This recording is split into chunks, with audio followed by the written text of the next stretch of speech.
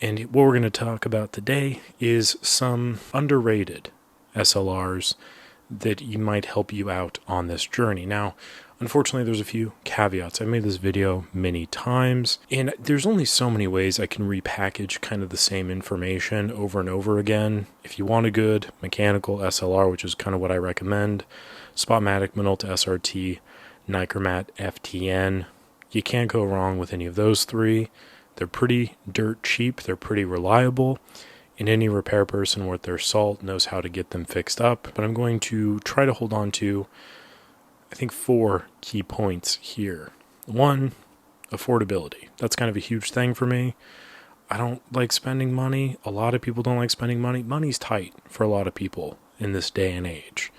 Things are expensive. Things continue to get more expensive. Film cameras are no exception to that rule, but there are still some good deals out there. Now, with that, it has to be working. Unfortunately, I fall into the mindset of, well, even if it's like $20, it's still a good deal. But if it's $20 and for parts are not working, that's not a good deal for you because you're buying garbage. You want to buy a good thing that works. You're going to be hard-pressed to find a lot of SLRs for $50 that work, unless, of course, it's an SRT, because those things are dirt cheap and usually working. But for the most part, it's going to be more in like the $100 range. In a $125 range, even up to like $200, I feel like, I'm not trying to say like, oh, make your own coffee at home. Like, obviously, live your life. But I feel like if you have an idea of what it is you're looking for in a rough price range, that's something you can budget for and work to save towards. That's kind of what I guess I'm trying to say. So that's what we're going to be working at. Second one, accessibility. This is a twofold thing. 1, repairable. As I mentioned, repair person worth their salt knows how to work on a Spotmatic, an SRT, and Nikon. Because they're very common, because they break very consistently, because the parts are accessible, those are good options. You can be like the cool kid on the block and get the rare whatever camera that was only produced for like 1 year in some small country, part of like the Soviet bloc, but it's probably going to be more expensive than those. It's probably going to break quicker than those, and nobody's going to be able to source parts for it or get it to work again. So it might look good on a shelf, but it might not be the best investment. And then the second part of that is the lens accessibility. A lot of cameras, depending on where you buy from, come with a lens. So 50mm lens is usually like a kit standard. But what if you want to, diversify your looks? Get into wide angle stuff, 28mm. What if you want like a tighter lens for telephoto stuff, maybe a zoom lens or something like that. Which is kind of why I stick, boringly, I would say, to the main lens mounts. Your OMs for Olympus, the K mount for Pentax, M42 for Pentax as well, FD for Canon, SR for Minolta, F for Nikon. As much as I love the Rolleiflex SL35, the lenses are typically more expensive than the camera bodies. Ergo, not very accessible, not very affordable either. And even something like the Contax RTS or the Contax, any of those cameras, the Yashica F something or another, fun cameras in their own right, but CY mounts are not very accessible. They can be, but like in comparison to an M42 mount, in comparison to a Nikon F mount, not even a little bit. What's the other one? Konica? I think they have the AR mount or something like that. They have that like 40mm 2.8 lens. It's kind of nice, pancakey, but I've seen so many of those have like element separation in just like an aggressive amount of mold. So much to the point where I'm not entirely sure they didn't have like mold infused optical coating different times. So that's the third thing. Second thing, accessibility. 3 is reliability. I'm going to mainly focus on mechanical stuff because I feel like they're more reliable. I also feel like they have that kind of quintessential look of the vintage aesthetic, You want something that looks cool. You want something that feels good to use. That's kind of a big part of all of this.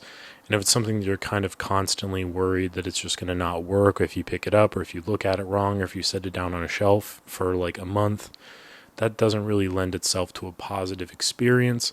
Thus, I'm going to try to focus on stuff that is going to work no matter kind of what you do to it or how you treat it. Which again is going to pretty much leave us into the SRT Spotmatic Nichromat discussion, but we'll cross that bridge when we get to it. And the fourth thing, I don't remember what it was, but I know there is a fourth thing. Maybe like resale value. Maybe that's another part of it.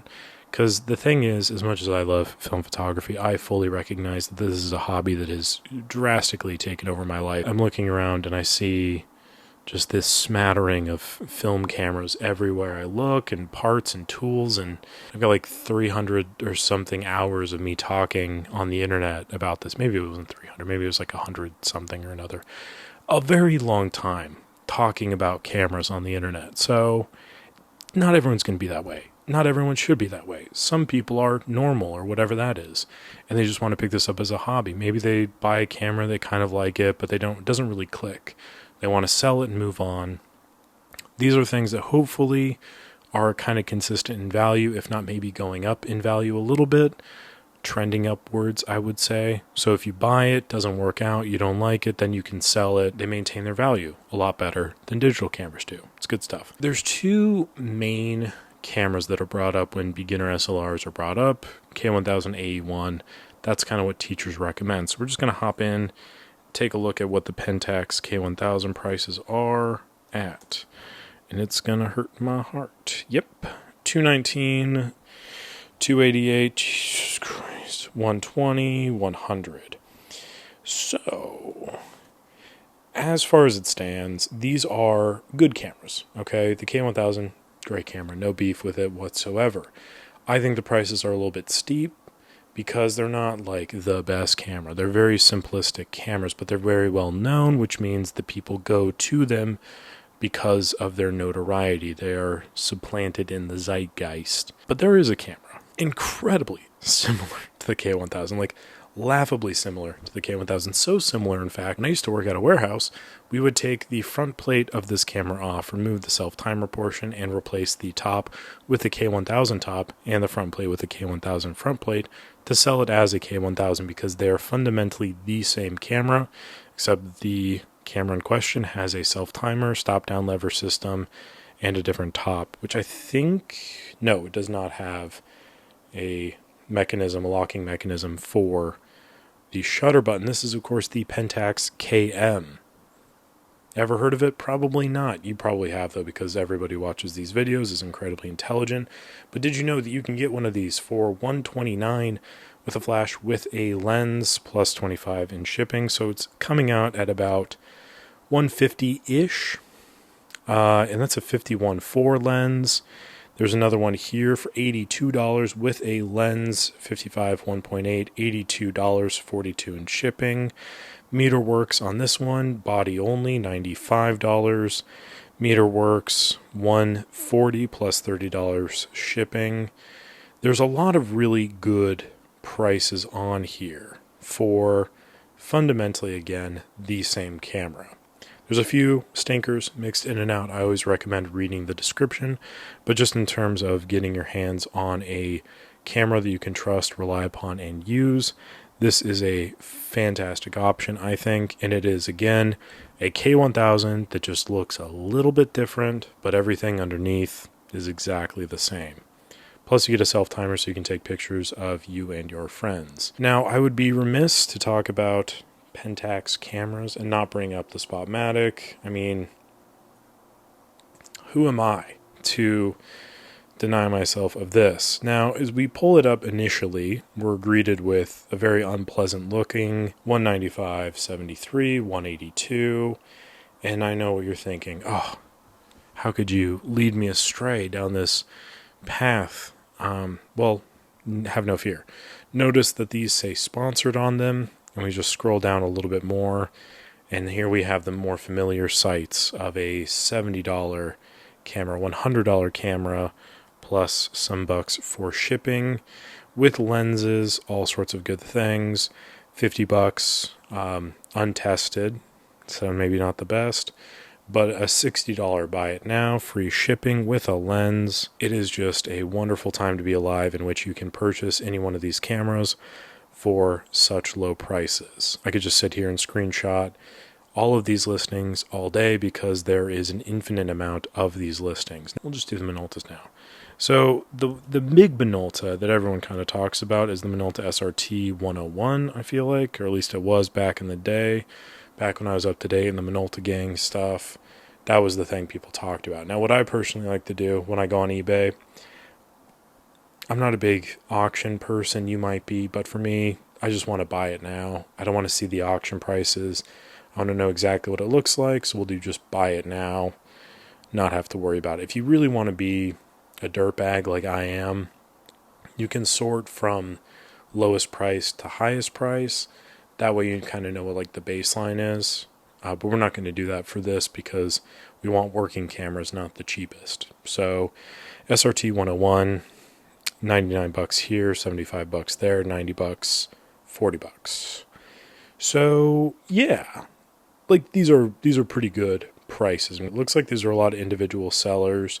Here's one for 135 from like a seller, a black one for 139, another one for 130. These are all probably pretty fair prices, I would say, in that kind of like low 100 to 150 range. I feel like is a pretty good price to look at for Minolta SRT 101.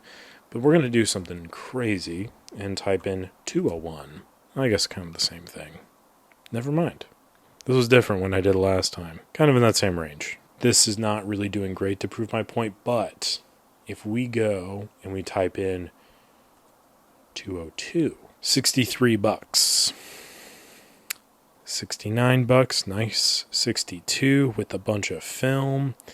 95, 75 bucks for an SRT 202 and an SRT 101. There are a lot of good deals out here for the 202. So if you're looking at the 101s, you're thinking, oh, that's kind of expensive, it's too much. The 202 has more features to it. It has a hot shoe.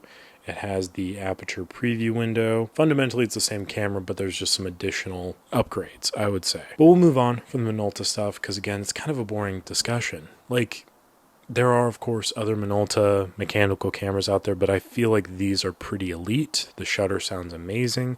The functionality is really nice. The durability is fantastic. And the SR series of lenses is just criminally underrated. We'll roll into the Nikon mats because that is the next logical place to go. They're kind of same but different, just with a different lens mount, but the same fundamental camera system.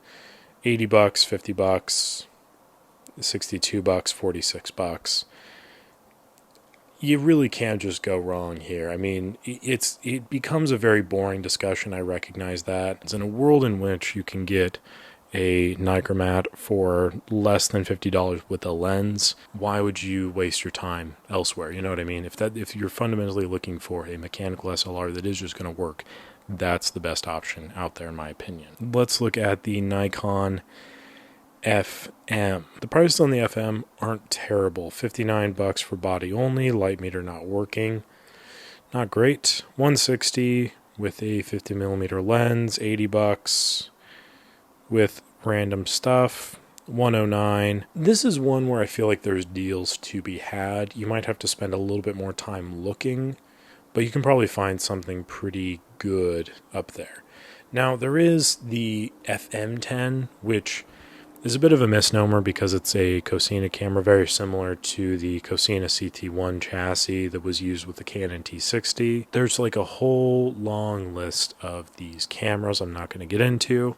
The Nikon FM10, though, like, kind of not the worst camera in the world. It's a bit plasticky, but I believe they are mechanical, unlike the Canon T60, which I learned. Decent form factor, lightweight, terrible gold two-tone. They usually come with a 35 to 70mm lens, which could be nice. And the prices were pretty high a few years ago because I think people thought because it's an FM10, that must make it, like, 7+ times better than an FM3, so it needs to be priced better than the FM3A. I think that's fortunately come down quite a bit. People are recognizing it for what it is, which is a Cosina camera with an F mount, which isn't the worst thing in the world, but it just shouldn't be as high. I'm seeing this one here for 70 bucks, and I'm not even looking for them. 70 bucks plus a lens. Let's look at the FM10s because I'm actually kind of curious to see where they're at. $90, 75, 109, 99, 128, 99, 68, 50. Yeah, I mean, like, they're not the worst thing in the world. Okay, there's definitely like worse options out there. There's more expensive options. I don't think you'll necessarily get screwed over by this, but if if you're cool with the grandma gold, this is a good choice in my humble opinion. Now, I've always had this like weird suspicion that OM1s are very expensive. And so we're here today to kind of prove or disprove that theory. And we haven't pulled up here, and unfortunately they're like a little on the steep side. 170, 200, 99. Okay. So there's a few on here that like not the worst in terms of pricing. That's the black OM1 is for parts only, so we kind of need to exclude that. But they're still pretty nice all the same. On the Zuiko lenses or whatever are pretty good, very sharp. And as I said, I've really been enjoying my OM1 experience, so I'd be remiss not to mention it. We'll end up this discussion on Canon. Now, as you know, the Canon AE1 it's a camera that people think is like the perfect beginner camera. And I don't necessarily disagree with that. I think whatever camera you have access to and that you feel comfortable using is the perfect camera for you. I know that's kind of a cop-out answer. Not a big fan of the AE1. Like, it's a fine camera, but it never really scratched any itch for me. And the pricing of them as of late, I mean, let's just look real quick. $233 for the camera with a body, for the camera with a 50mm lens. So I'm only able to find two AE1s proper. $233, $125. Scroll down a little bit, $289. That's way too much. Nearing $300 for an AE1 is a bit pricey. The benefit to the AE1, smaller form factor than the previous F-style bodies of the Canon cameras. Electronics, pretty decent all around. The A1, I think, is an evolution on that. The A1 is a fantastic camera. I used to think they were like the cheap, underrated with a lot more features, and they're black, so they look cool. But unfortunately, the prices on those have gone up quite a bit as well. So it's not quite the underrated sleeper AE1 alternative as it used to be. If you want an AE1, get an A1. I think they're better. But if you don't mind a little bit of a bigger camera, the FTBs and things of that nature are pretty hard to beat in terms of quality, resilience, and price. Wow. $39 for this one body, $75 for this in a lens, $99 for this in a lens, $65 for this in a lens. But if you're still looking at this thinking like, oh, this is kind of steep, I want something a little bit less expensive, TX. $30 though for a Canon TX with a lens, $30, $25, $35. These prices cannot be beat. They really can't be. They're not the best cameras. They have a top shutter speed of 1/500th.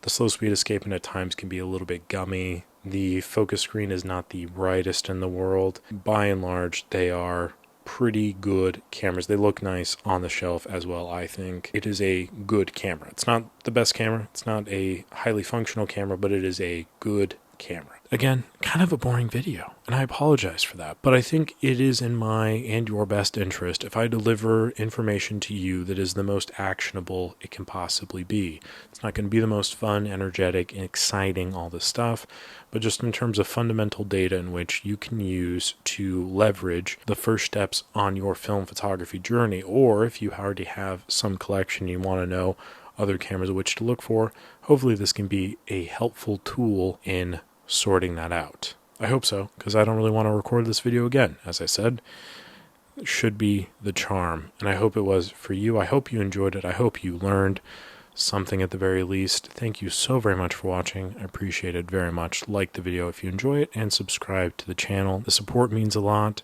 Appreciate it, and I will catch you all on the next one.